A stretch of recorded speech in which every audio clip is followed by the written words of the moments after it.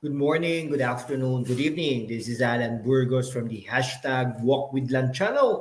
Welcome and welcome back to our channel.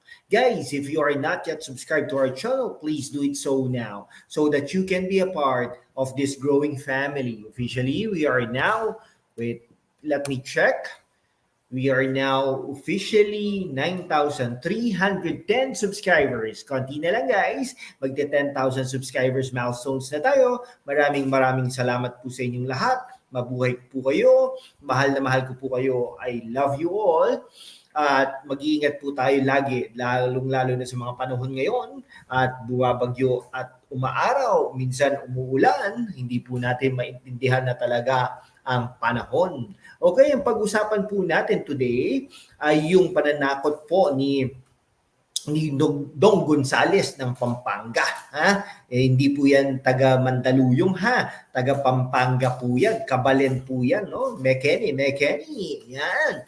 Ano po yan, no? Tinatakot niya si Vice President Sara Duterte na i-explain daw yung confidential expenses or face plunder raps. Itong mga taong ito ay walang magawa sa buhay, hindi na lang po asikasuhin ang mga proyekto dyan sa Pampanga. But in fairness, marami pong proyekto yata si Deputy Speaker, no? Senior Deputy Speaker Dong Gonzales ng Pampanga.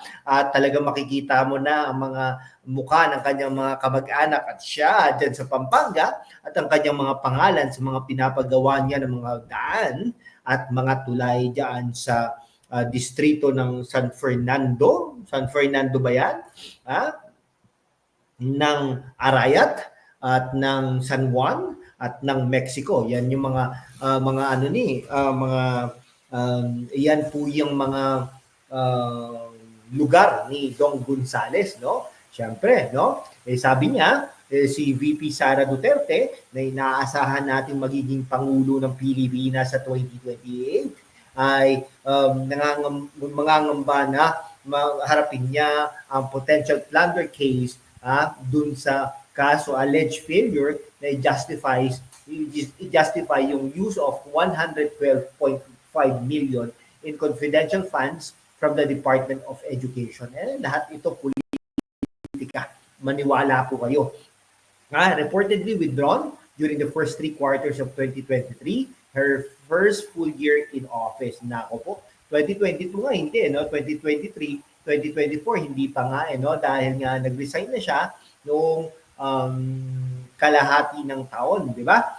Senior Deputy Speaker Aurelio Dong Gonzales, pasikatin na yan, stated Sunday that the House Committee on Good Government and Public Accountability may pursue a plunder case against Duterte if she cannot account for the amount in incoming hearings. Nako po, bumabagyo na lahat-lahat, ganyan pa mga inaatupag nyo. No? If the Vice President is head of DepEd at the time, cannot provide a clear and adequate explanation of how this money was used, it is our duty to pursue the necessary legal measures, including the plunder case, to protect the interests of the public. Nako, ganun po ba yun? Duterte has been at the center of the panel's investigation into alleged fund misuse, specifically concerning confidential funds allocated to the office of the Vice President, OVP, and DepEd to serve as a DepEd Secretary for nearly 2 years until her resignation on July 19, 2024. Nako po,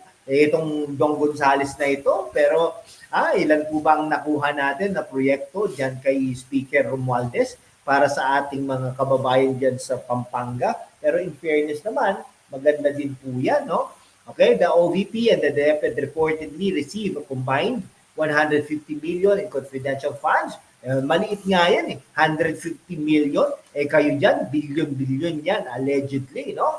In 2023, despite opposition's arguments that Duterte's role did not necessitate such funds for counter-surveillance activities. Ako, naniniwala po ako na kailangan po, dahil nga po naman, marami po yung mga komunista nating mga kaibigan ay talagang hinihikayat ang mga kabataan na imbes na mag-aral ay sumali sa kanilang mga organisasyon.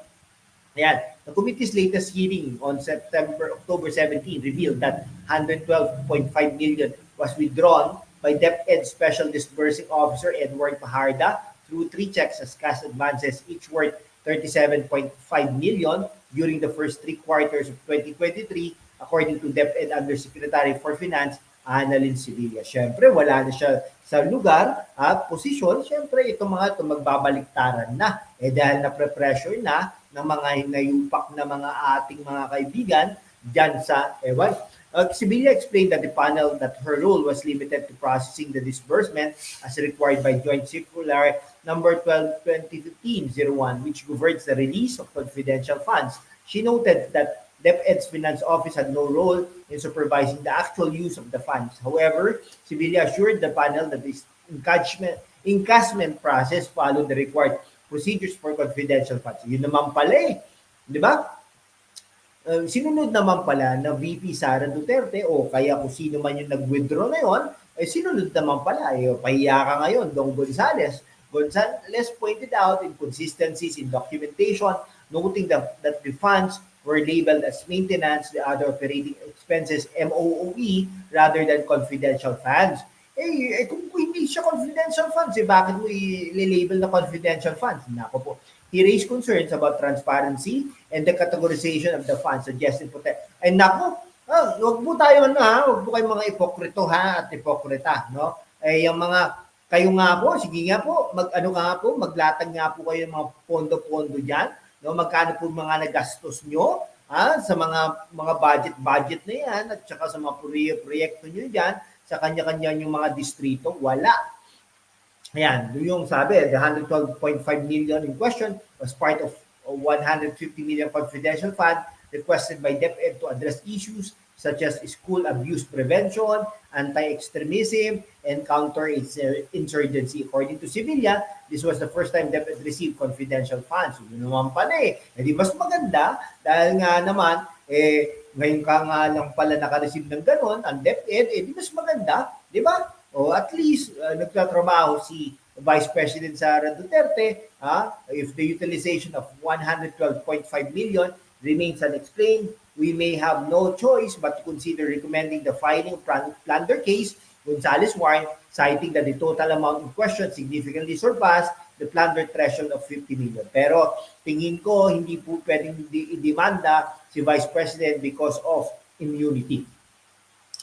Philippine law stipulates officials who acquire ill-gotten wealth of at least 50 million may be convicted of plunder, carrying penalties of reclusion per... ito mga to talaga, yung mga nyo nga dyan, PDF nyo, no? Yung mga, mag-usap kayo ni Senator Lacson. Legal experts have clarified that unlike the President, the Vice President does not enjoy immunity from suit, making her open to criminal charges while in office. Ganun po ba yun? Di subukan nyo. Yan, Duterte attended the panel's first hearing in September but has since indicated she will not participate further kasi bias kayo. Ayan ang totoo dyan, bias kayo. Kaya yung mga tagapagtanggol ni Vice President Sara Duterte, Marcoleta, Arroyo, etc. ay mabuhay po kayo. Alleging that the inquiry has ulterior motives. She previously accused House leadership of plotting an impeachment case against her to damage her potential 2028 presidential bid. Ganyan na nga talaga yan. Mga kababayan ko, ano pa ba? Di ba? Kontrolado na ni Speaker Martin Romualdez ang lahat, pati yata ang Pangulo. House leaders have denied these allegations, suggesting they are an attempt to divert attention from the growing controversy, which includes claims of cash envelope. Dahil naku, kasinungalingan yan.